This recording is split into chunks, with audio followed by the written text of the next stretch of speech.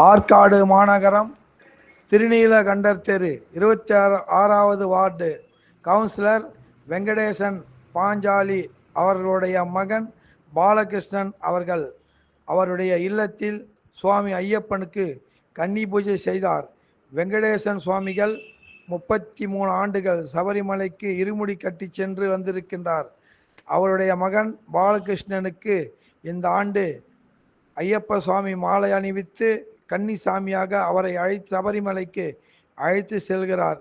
ஐயப்ப சாமி பூஜையை ஆற்காடு தொழிலதிபர் டிடி மகேந்திரன் அவர்கள் குடும்பத்துடன் கலந்து கொண்டு ஐயப்ப பூஜையை நடத்தி வைத்தார். வேட்டை செய்திக்காக ஏஎல் பாலாஜி.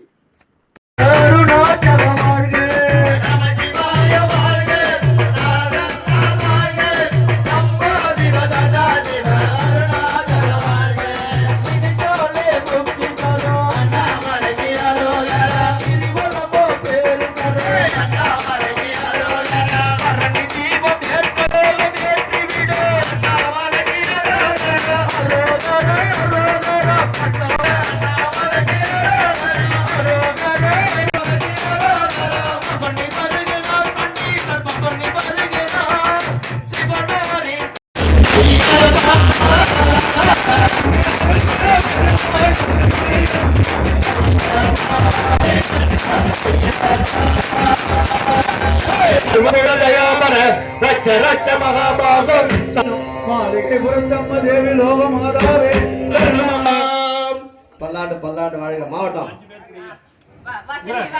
ஐயப்ப சாமிக்கு